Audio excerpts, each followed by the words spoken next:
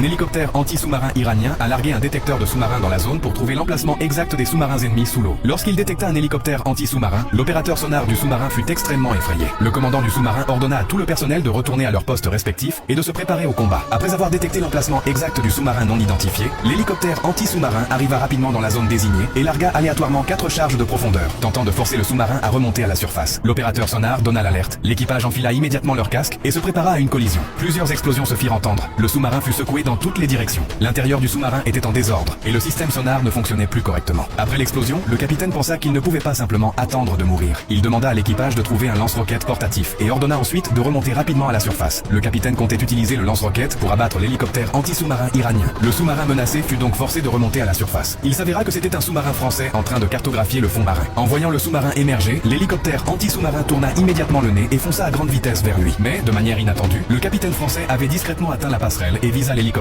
avec un lance-roquette. Le capitaine français tira rapidement, mais se rendit compte seulement à ce moment-là que la sécurité était bloquée. L'hélicoptère anti-sous-marin ouvrit le feu sur le capitaine. La distance se réduisait de plus en plus. Au moment critique, le capitaine ordonna à un de ses hommes de tirer sur la sécurité. Finalement, la sécurité fut déverrouillée par la balle. Ensuite, le capitaine français visa à nouveau l'hélicoptère iranien.